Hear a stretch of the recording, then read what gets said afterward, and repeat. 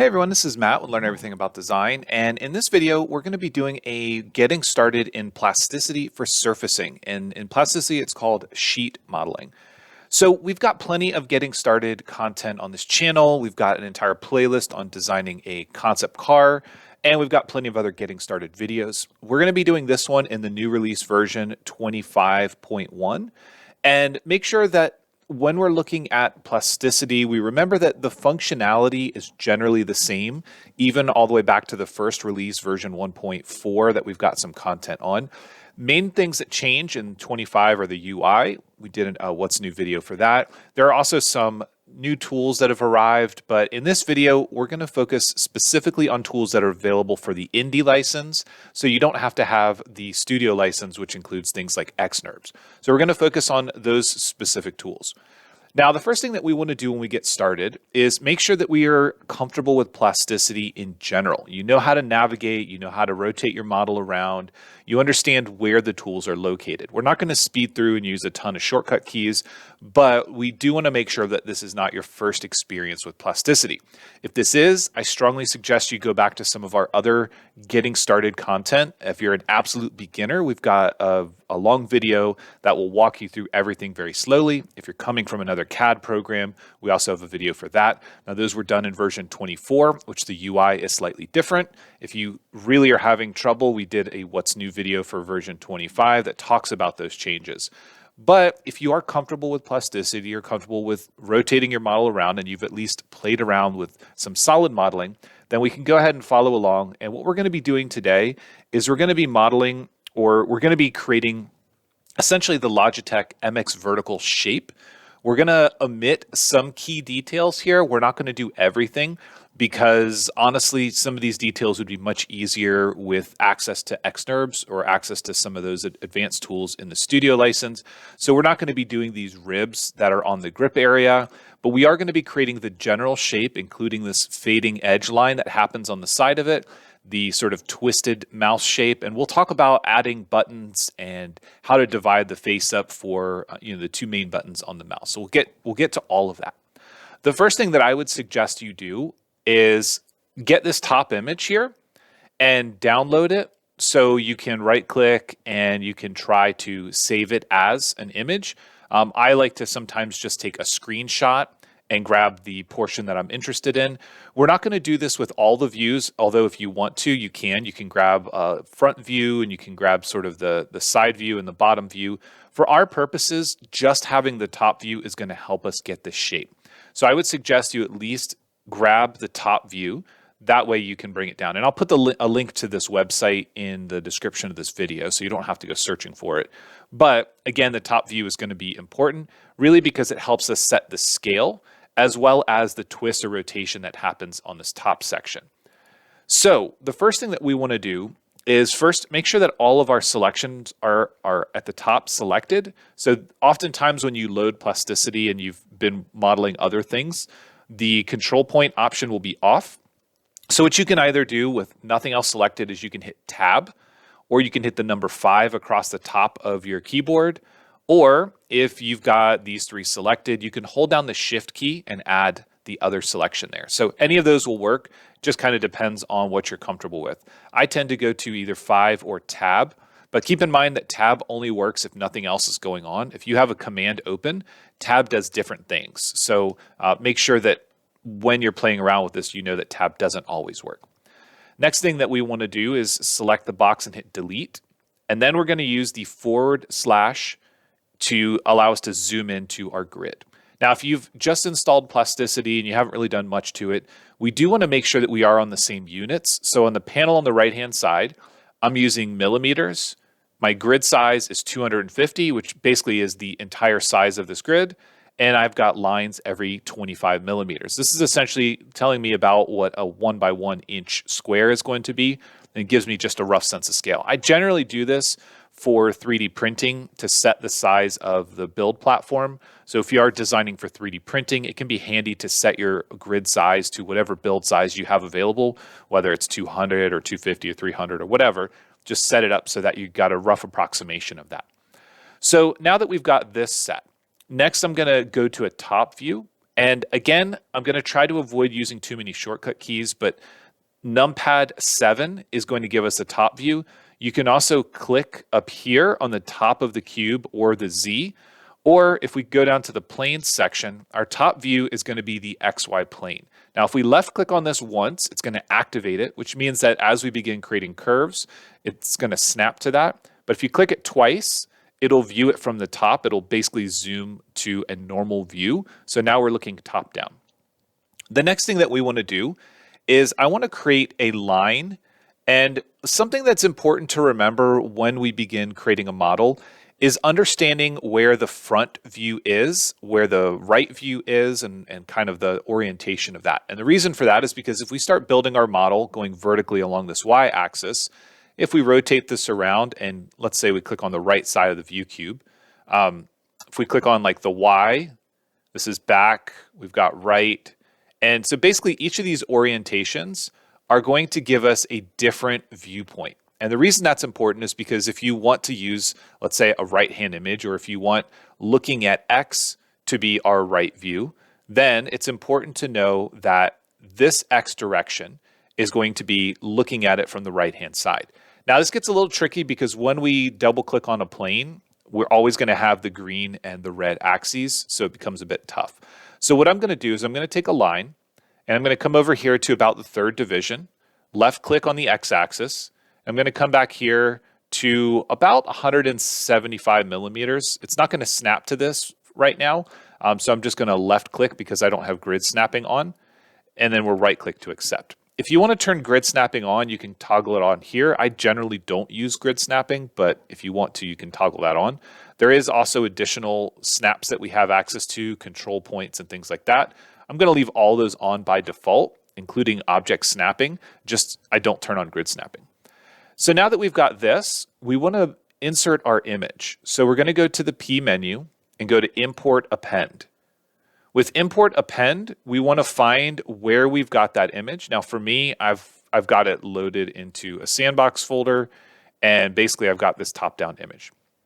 I'm going to put the image in, and I'm going to scale it up. Now to scale it up, we're going to be using the Scale tool, which is found at the bottom here. It's also a shortcut key S. And what we want to do is we want to scale it up in plane. Now, the quick way to do this, if you get comfortable with shortcut keys, and I'm going to go ahead and right-click to accept, is to just hit the S key twice. So hitting it once will enable the shortcut or the Scale tool, and then hitting it again will lock us to scale uniformly in this plane. So because this is a flat image, there's not going to be any scaling in Z, but essentially this lets us quickly grab and scale it to our cursor. So that's just a quick way to do it. We're also going to rotate, and you can do this manually by rotating here and then entering an angle. So we're going to enter 90 degrees, and this is going to rotate the mouse so it's horizontal. Now the trick here is that we really want the shape of the mouse, which is symmetric on the base of it. We really want that to be along this axis. So I'm going to manually rotate this until it is roughly about centered. Right-click to accept, and then we'll use move and move in plane, and we'll kind of put it here. Right-click to accept, and then we'll scale, and we'll scale it up. And again, using the shortcut keys is much faster at doing this. So I do suggest if you plan to stick with Plasticity that you get comfortable with those shortcut keys, at least for move, rotate, and copy. Move, rotate, and scale. Those are going to be ones that are extremely important. Now, this doesn't necessarily look like it's symmetric, and that's just because of this sort of twisted position that's happening here. But it is symmetric, and we're going to just, again, approximate some of this stuff. We're going to stick to simple geometry as much as possible, so that way we don't have to worry as much about specifically hitting any of these sort of features, like these ribs and stuff. That would be extremely difficult for us to do with our basic tools. So I'm going to start selecting this line, and I'm going to delete it because I don't need it. It was only there as the initial reference. Then I want to, in the panel on the left, which is called the outliner, I'm going to select my image. We're going to use M on the keyboard, which is our material. And then from here, we're going to go to our opacity and just simply drag this down and right click. The other thing that we want to do is we've got some options up here. There's an eyeball and there's this little sun icon. I'm not really sure what it is. And then there's this lock. If I click on this lock, this prevents us from selecting the image. We don't need to actually click on the image, and we don't want to if we have to select through it, for example.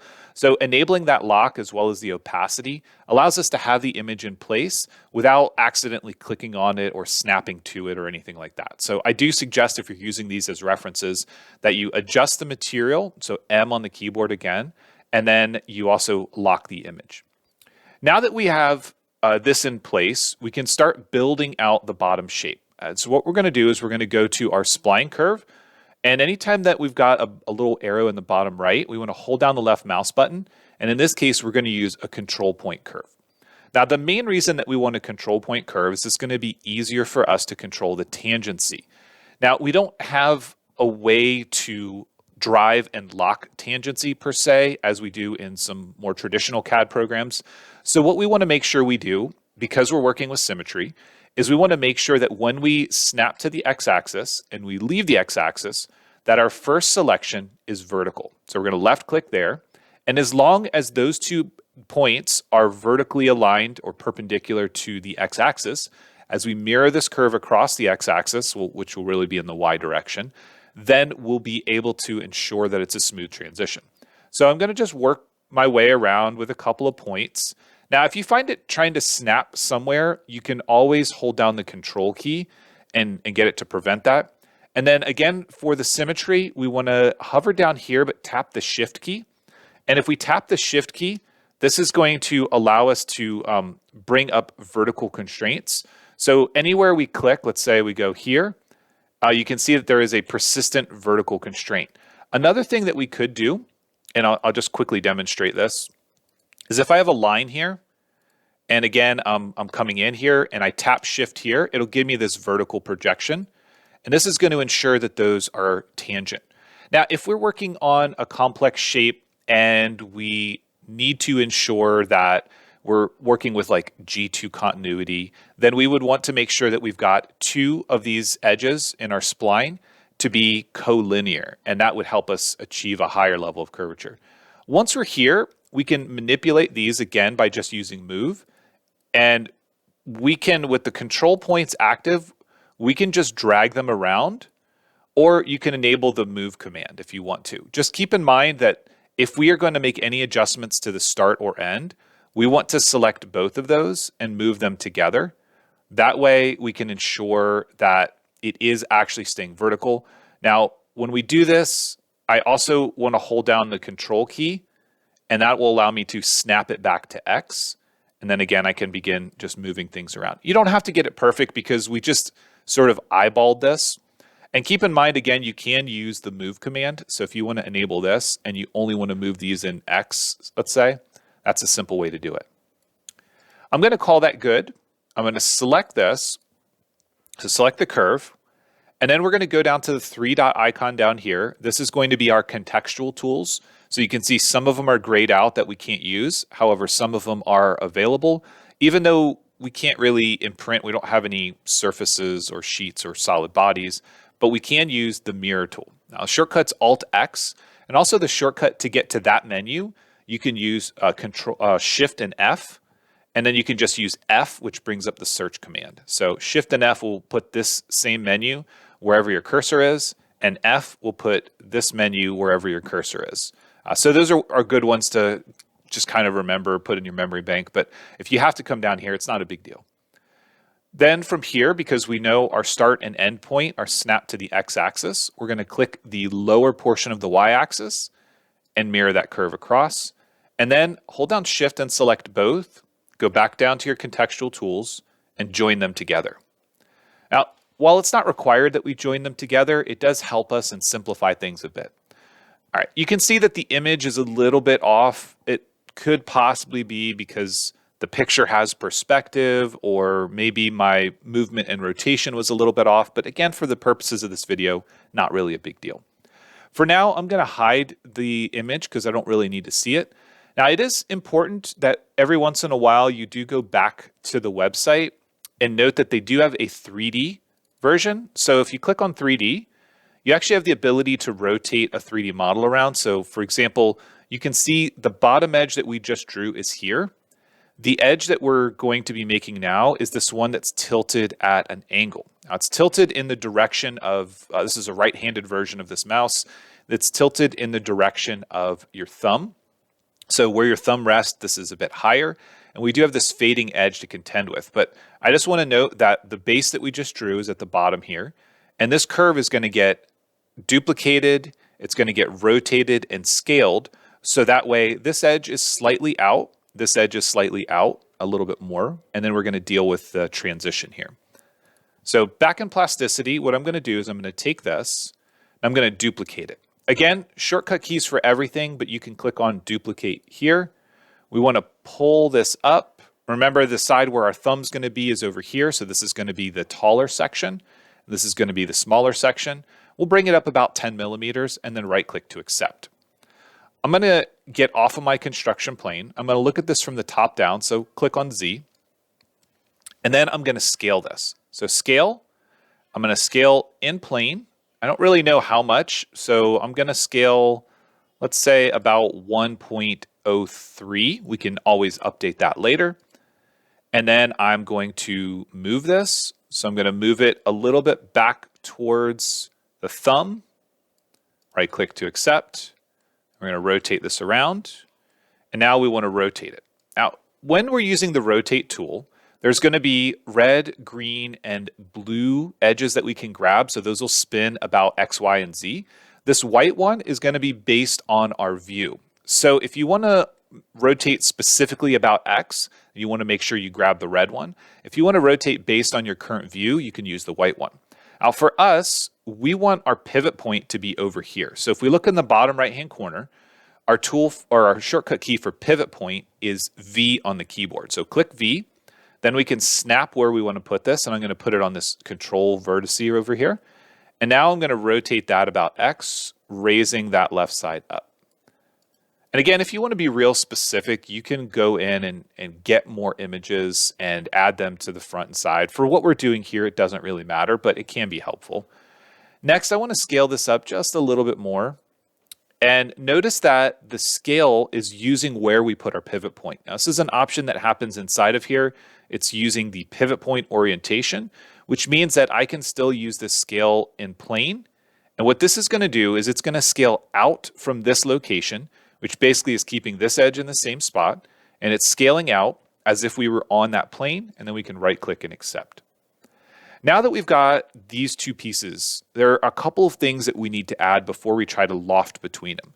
If we just simply loft between them, we're going to get a straight edge. And in reality, this actually does have some curvature, but we're going to simplify that for this video. The same process is going to apply whether you're using a line or whether you're using a spline or an arc, but the line is just easier for us to understand.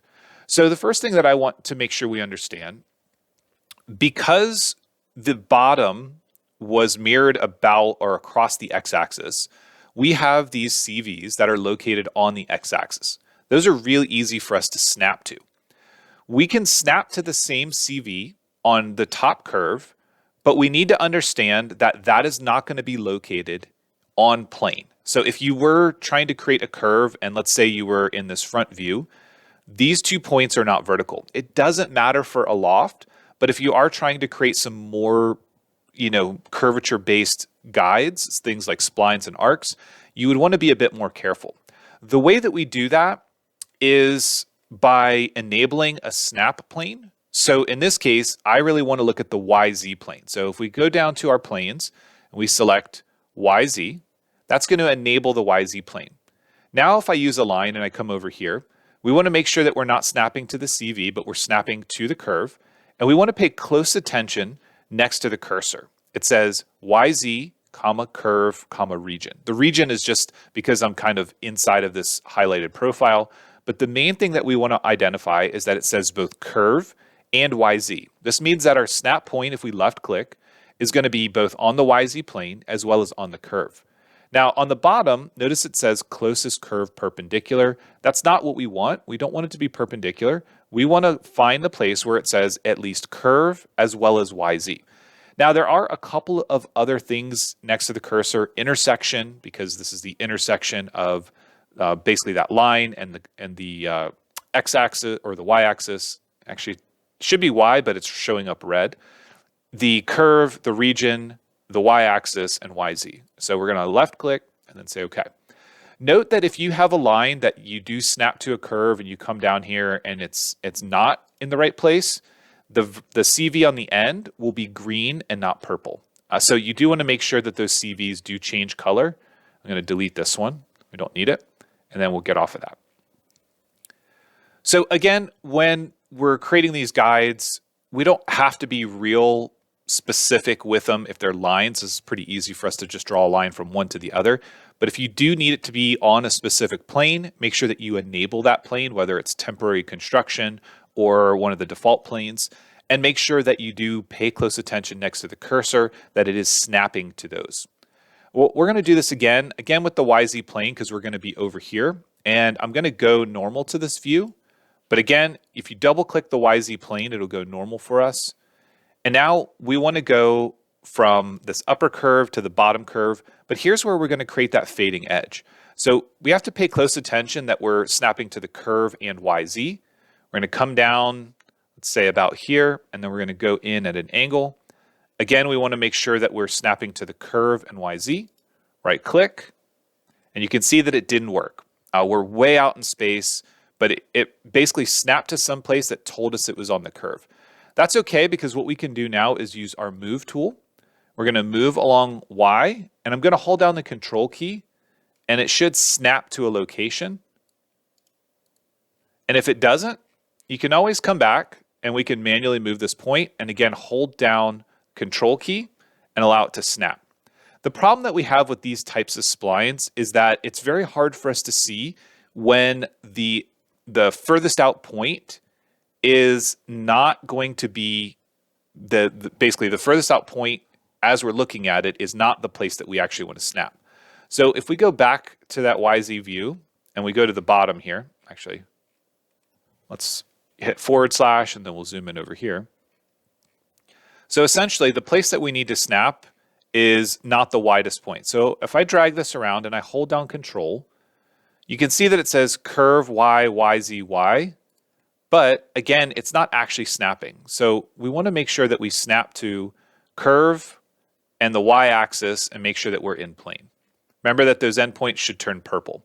This one in the middle, we're going to add a fillet to. We're going to go to our tools, we're going to grab fillet, and then we're going to start to pull a small fillet.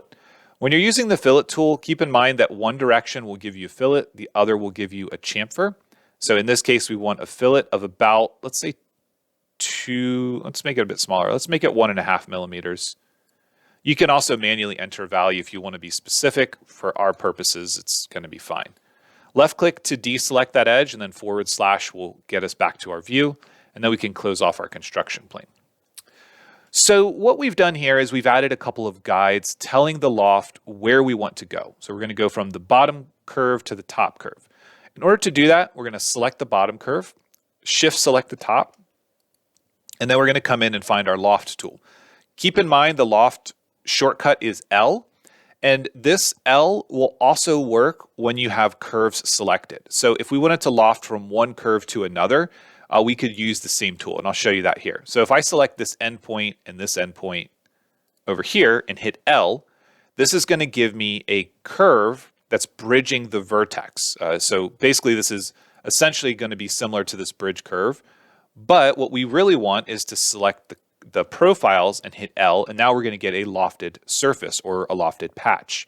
Again, in plasticity, they're called sheets. So I'm going to interchange surfaces and sheets, but basically we're building a zero thickness body between these two curves. Now what we want to do is begin selecting our guides. We're going to select the first one. You can see that it's giving us that nice edge, but we want to add these, and to add them we need to hold down the shift key, and this is going to help us make that edge disappear. We're going to go all the way around to ensure that we don't have this inverted curve over here.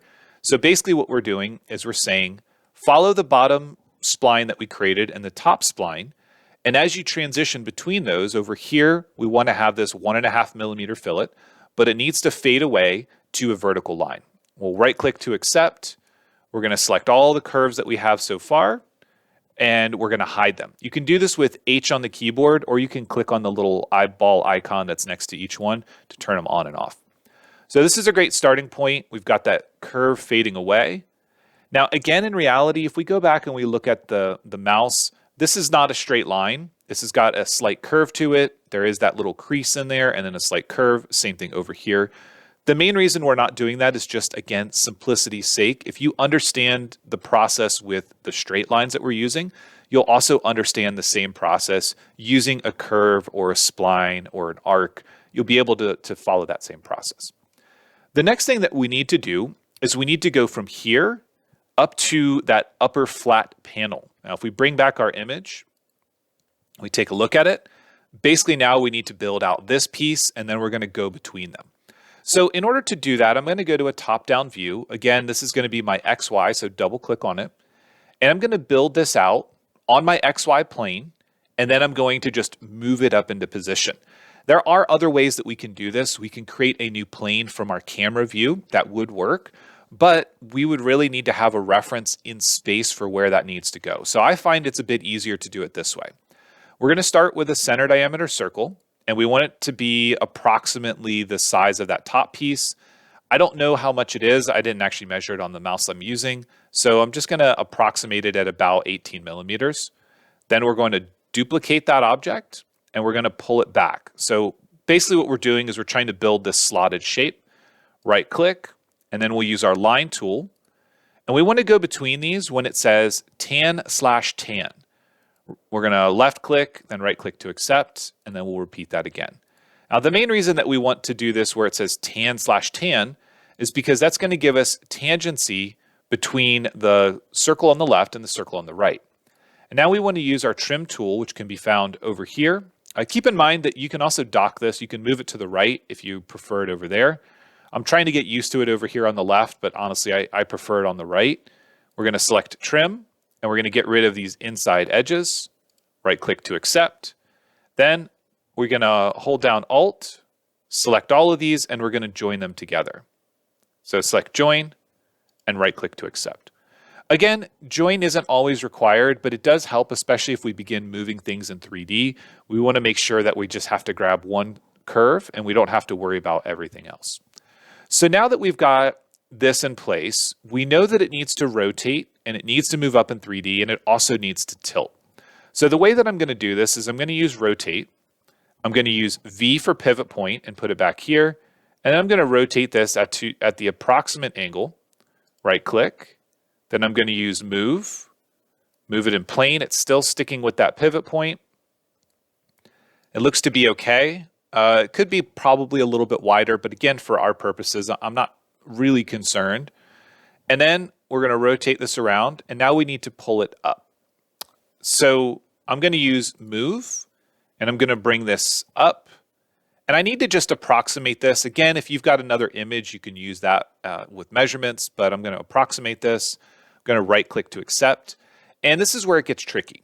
So this top panel is tilted in multiple axes. So it's actually going to be rotating down in this current orientation, and then it's going to be skewing the other direction. So we're going to select rotate.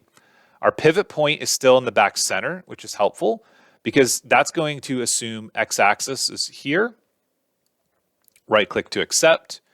And then from this view, it also needs to tilt down. So if we rotate it, I can tilt it down about Y, or using the white circle, which is based on our view, I can rotate it down in this direction. If we go back to the Logitech site, so as we look at this, if we look at it from, let's say, this side view, you can kind of see how it's skewed. It's tilted in a couple of axes. And it's basically like you took your hand, if you were holding this, and you rotated it to the left and then you tilted it forward. So it's a bit tricky of a shape, but this gives us a good starting point. Now that we have this, I'm going to select it, go to my tools, and we want to select extrude. Just pull it up a little bit, doesn't have to be much. And then we want to hide the lines. So basically what we're going to do is we're going to use this edge and this edge here. Keep in mind that we're not really going to be driving tangency. We're going to be using some guide curves, but if you wanted to have a tangent relationship, then you need to make sure that you have a surface like this. I also find it easier, let's go ahead and hide this image. I find it easier to go to my edge selection. That way we don't have to pre-select a body. We can just hold down the Alt key to select this edge, Shift and Alt to select this one, and then we can loft between them. We're going to do this test loft. We're going to go to G0 continuity and just see what it looks like. So when we think about this mouse shape, it actually is going to bulge outward on the side where your palm is, where, the outside of your hand. And then on the inside, it's actually going to wrap inwards. Now, this is not something that we get by just lofting between these with G0 continuity. If we apply a tangency, we get a little bit closer, but in reality, this upper section, it's not actually just a simple extrude. This inside section is going down at a couple degrees, and this one is actually coming out a bit further. And it's not just a simple straight extrude. But again, for the purposes of trying to learn this, it's just easier if we kind of avoid some of those. So I think overall, that looks like an okay shape. But I also want us to understand how we can add some additional guide curves to this. So I'm going to hit Escape. I'm going to go back to my All selection, which is, again, nothing selected on the screen. You can hit Tab or the number 5. And now we want to learn how we can create these curves easily. So we already understand that if we go to a construction plane, we can snap to our objects, whether they're sheets or solid bodies or curves. We can snap to those and also snap to the plane at the same time. This gets a little bit tricky if we're dealing with things that are not in one of those planes. So the way that I approach something like this is I start with a line. I'll go from one point and I'll come down to my object, right click to accept. I'm going to repeat this again back here. We'll come down, right click to accept. Also, the shortcut for line is Shift and A. And if you are using a command that doesn't have a shortcut or it's harder to remember, you can use Shift and R for repeating the last command. Again, I'm trying to avoid shortcuts just to make sure that we have enough time to find the tools. But in reality, shortcuts are going to be way quicker if we just do Shift A and we start drawing a line. So now that we've got these straight lines, we have to give them some curvature. I don't really care that they're not in a plane, but I just really care where they're starting from and where they're going to. Now, the way that we're going to do this is by selecting one of the curves, and we're going to use the Rebuild tool. Now, the Rebuild tool right here will give us, by default, a couple of internal CVs that we can manipulate. You can specify number of points, or you can give it explicit control. These typically work better when you're going from, say, something that's already a curve, whether it's an arc or another spline, and you're just trying to get it to be refit with a certain number of CVs.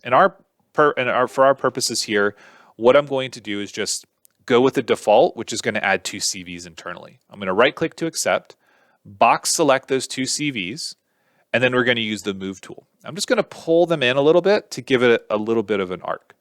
We're going to repeat the process, and to speed this up, what I want to show you here is using some shortcuts. So we're going to use F on the keyboard, which is also this search commands here. We're going to search for Rebuild, and then on the 3 dots on the right-hand side, left click, and then we're going to add to favorites. When we do that, if I hit the F key, Rebuild will be in this little bar that's just below the search and just above all of our suggestions. So if you don't want to set a shortcut key for a lot of these, you can do that. Also, if you want to set up radial menus, there is a way to create radial menus in Plasticity.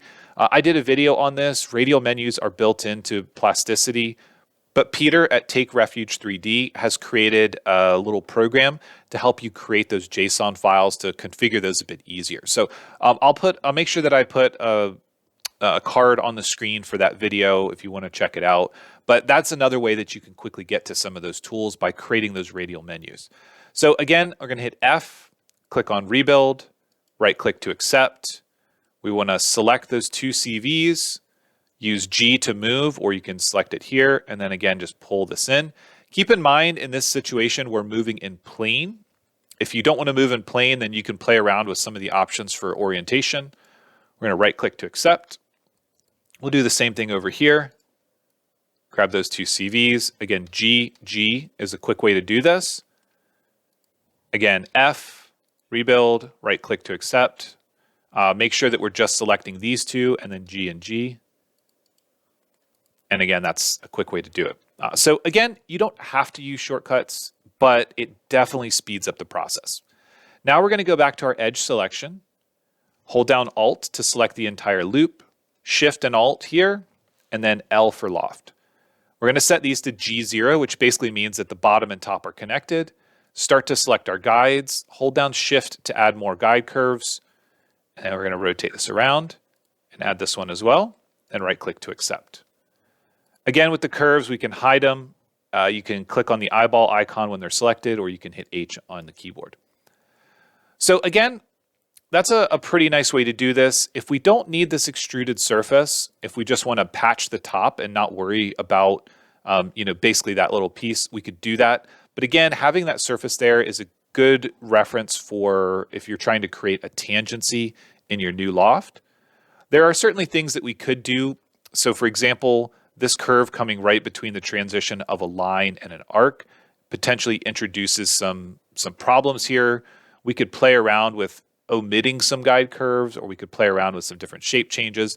For the purposes of what we're doing here, I'm not concerned with it, but just keep in mind that you can configure this however you want. Next, I'm going to hold down Alt, click this edge. I'm going to go here, and I'm going to start to search for the patch tool. Again, you can use the 3-dot menu, or you can use Shift and F. This is going to have G0 continuity, which means it's connected. There is also a planar option, so you can see that there's a planar patch hole option. In our case, it'll be the same because our reference was planar. We're going to right-click, and then we're going to join these together. So select the top, Control-select the bottom. You can go to your menu here. If you don't remember, the J is the shortcut, and then there we go. We also want to patch the bottom, so hold down Alt, go to your menu here, find the patch tool, right-click to accept. That is automatically joined to the rest of the body. We just had to join the top and the bottom in that last operation because we didn't have them. So we're getting pretty far along. This is the basic shape.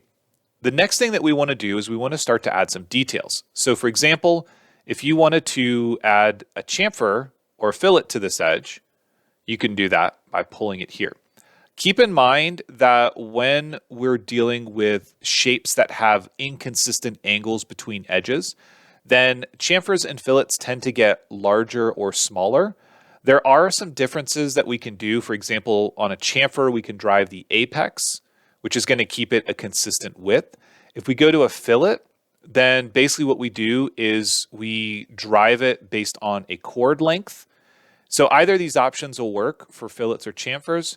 Just keep in mind that by default, the standard fillet or standard chamfer will not be consistent if the angle between the two faces is not consistent.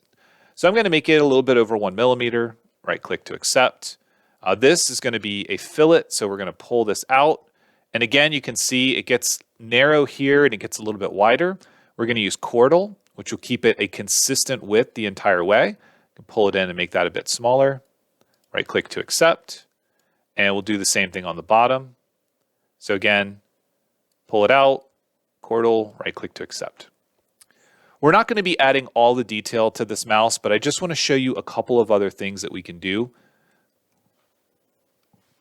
So if you want to add, say, the button on top, what we're going to do is we're going to go back to our all selection, again, 5 or tab. I'm going to select the top and hit the space bar. A space bar is going to give us a temporary construction plane. From here, what I want to do is I want to think about that button. There are a couple ways that we could approach this. You could just simply sketch or draw curves on top of this. So for example, you could start with a circle like we did before and duplicate it. But if you want the button to match this shape, so I'm going to delete that, what we really want to do is we want to offset this edge. Now you can do this by selecting the top face. You can go to the offset tool. So offset curve is O.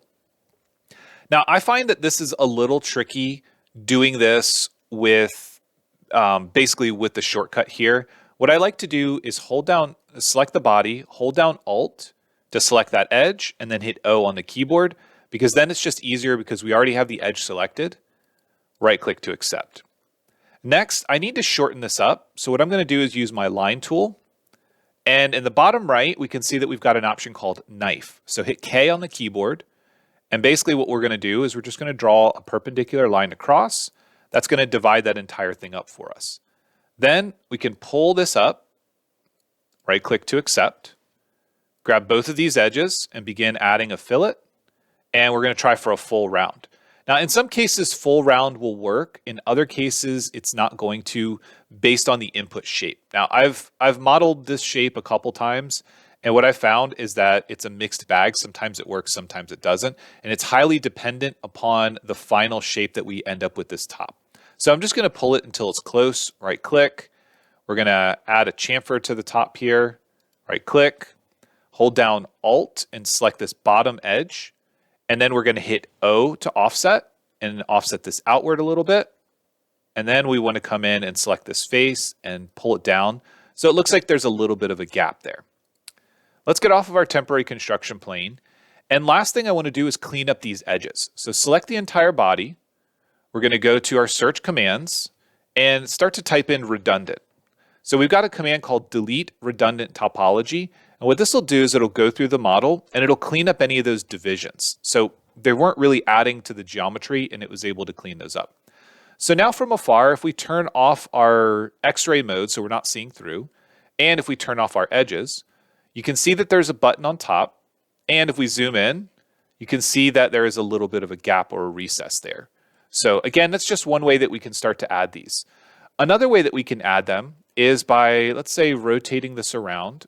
What we're going to do here is we're going to add the forward and back button. We're going to do this by creating a plane from camera. Now, I would caution you against having perspective on when you do this. So right now there's orthographic and perspective mode. When we turn on perspective, it's going to skew everything. But when we turn it off, we're going to get an orthogonal view. This is important because we generally need to see this in an orthogonal manner when we're trying to create the geometry. So again, plane from camera. I'm going to start by creating a line. I'm going to hover over this. Actually, let's start by clicking a point, hover over this and tap Shift. That'll give me a parallel reference. Then we want to duplicate it. We're going to reset our pivot point with V. This is going to set our pivot point based on the orientation of that line. Just pull it down. Then we're going to go to our circle tool, hold down the left mouse button, and go to our tangent arc. This is going to create a tangent arc between those two. Again, you can repeat that by clicking it or doing Shift and R. And then I'm going to hold down Shift to select all of these and join them together. So now we've got, or we should have, a closed profile. So if I hide my lofted body, you should see that we should have a profile that we can select. We don't. Now this is a common problem that we have when we're snapping through geometry in the air. Now you can see that when this line was moved, it moved down vertically, not based on my current construction plane. This is a very common problem that happens when we're using those planes from camera and we start tools like the move tool, because the pivot point is not using the construction plane. So it's very important that you remember these options when you're using move. And if you are on a construction plane that is skewed from the standard orientation, then make sure that you use C-plane and not the pivot point. For our purposes here, it's actually easy enough to fix. I'm going to delete that and just add a new line between those endpoints, and that'll give us our closed profile. You don't have to, but you can join these together with J, and then we can extrude this out so that we've got our button shape. Next, with this still selected, I'm going to bring back the main body, and we're going to use move. And again, it's using the pivot point, but we can use either the construction plane, we can use the world coordinate system, or normal to a selected reference. For us, let's just stick with the pivot point because it's aligned to our object. We can pull this out. We're going to OK. Then we're going to rotate. And I find that this is probably easier to use the white option, which is going to be based on our view, because we can rotate it a bit this way, we can rotate it a bit this way, and then maybe rotate it up slightly, and then we'll go back to move, and we'll pull it in until it overlaps the body. So now there's a couple things that I want to do before I add this. I'm going to use a command called isoparam. So I'm going to select this face. We're going to start to type in iso and isoparam. Now, this tool is shortcut is Control and R, and if you're coming from Blender, Control and R will do the same thing. But basically what we need to do is we need to hit Tab, and we're going to divide this up. So I'm going to hold down the Shift key and roll the mouse wheel to add 2 divisions, left click. Keep in mind that this ISO param is going along the standard coordinate system orientation of the original body, not its current rotated orientation. So these lines are vertical. Doesn't really affect what we're doing here, but just keep that in mind. I'm going to pull this in, and then I want to shift select these, and I want to add some chamfers here until it brings them close together. And then I'm going to select each edge, add a small fillet, and then select this edge and add a small fillet here. Now you can see the button is still a little twisted. This is the reason why I didn't combine them yet. I'm going to go ahead and rotate this around and just rotate it so it's pointing up.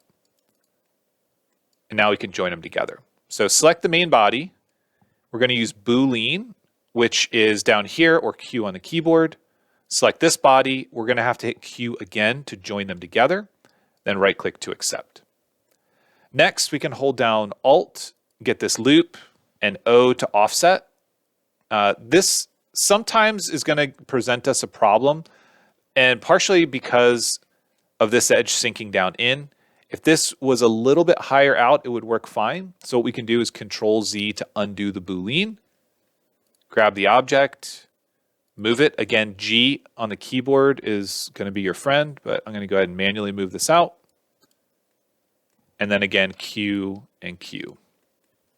So now if we hit Alt and hit O to offset, what we want to do is try to offset this outward.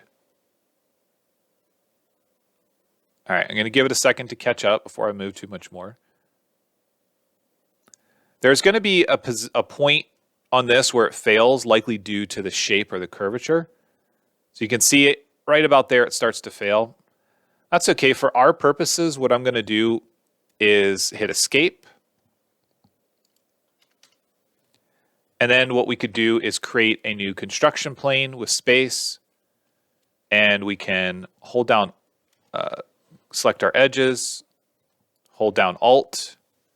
And then what we can do is we can duplicate that curve, we can offset it and imprint it. So I'm going to use duplicate, which is this right here. I'm going to scale it, so S and S. And you can see it's kind of scaling in a funky orientation. And this is going to be based on, again, the pivot point. So I want to use my construction plane, hit S again. Let's scale it out a little bit.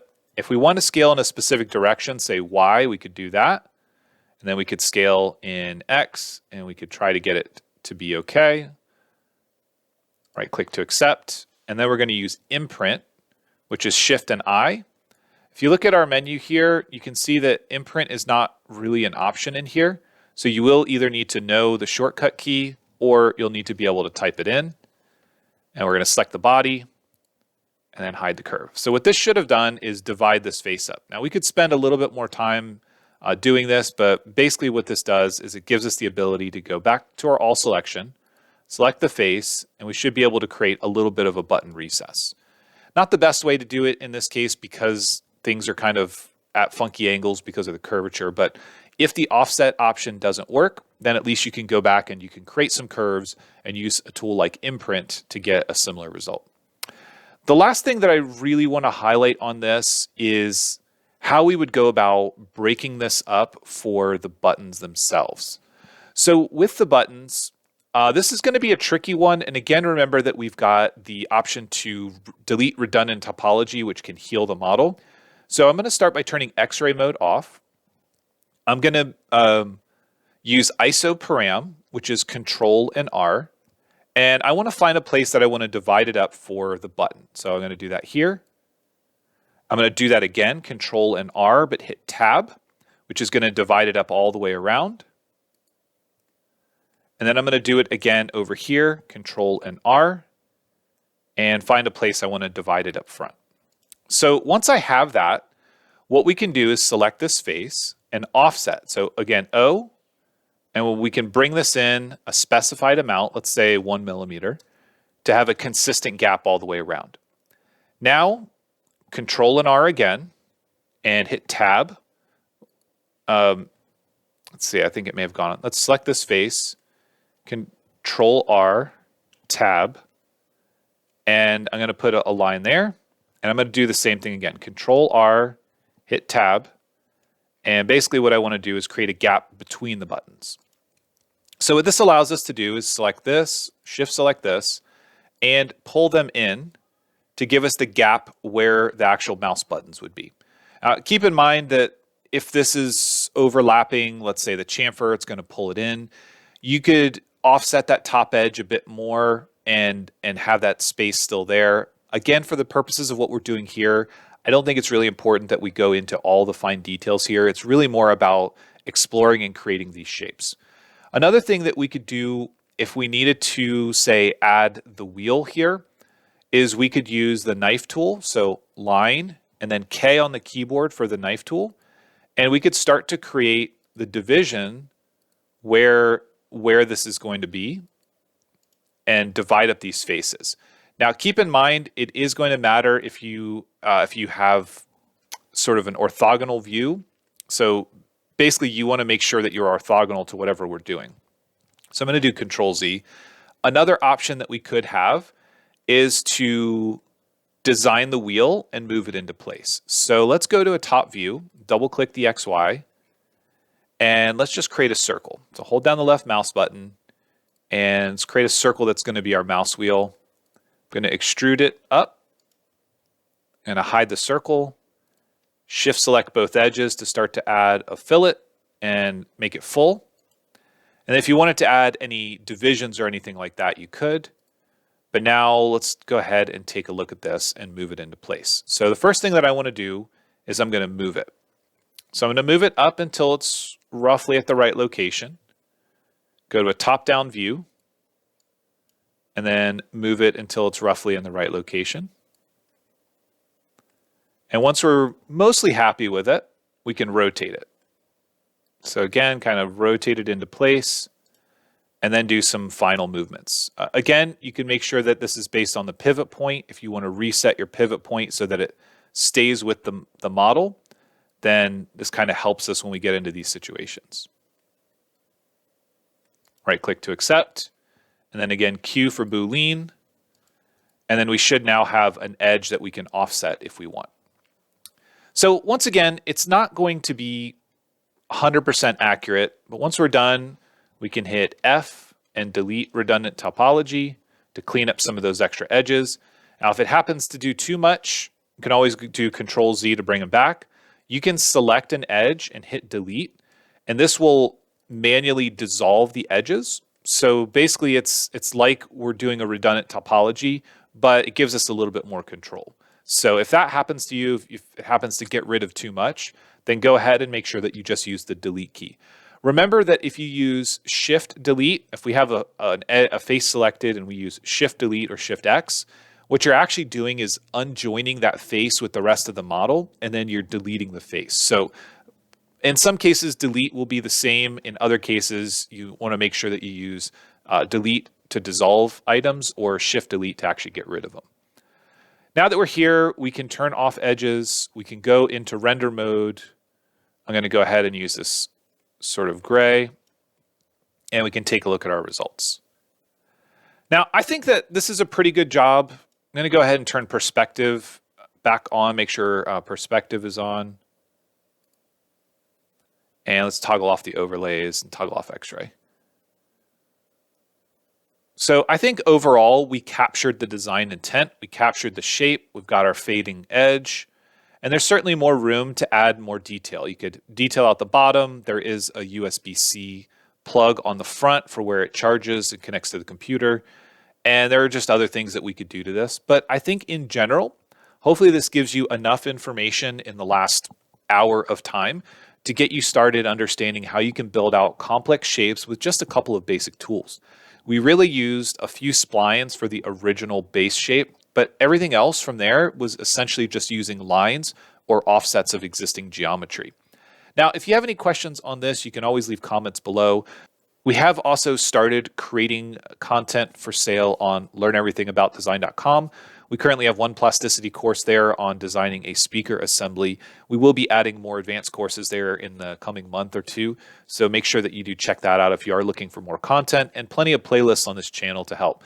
And of course, there are other channels that we work with, like Refuge 3D. So if you want to check out their channel, Peter does a lot of graphics and visual effects and game asset type content, which we don't really do on this channel. So if you're looking for more, make sure that you check around to some of the other channels that exist. Now, if you are purchasing Plasticity, we are an affiliate channel. You can use the code LEAD10 at checkout. That'll save you 10% off a new purchase of Indie or Studio, and it does help out the channel as well. So if you have any questions on what you saw here, want to see more content like this, leave suggestions as comments. And if you want to keep up to date, you can subscribe to the channel. We do release Plasticity content in addition to Fusion, Quick Surface, some SOLIDWORKS content, Blender from time to time, and other software as well. So I know it's kind of a mixed bag of software, but we do try to release a consistent amount of content for each piece of software as we go. So as always, thanks for watching, and we'll see you in the next one.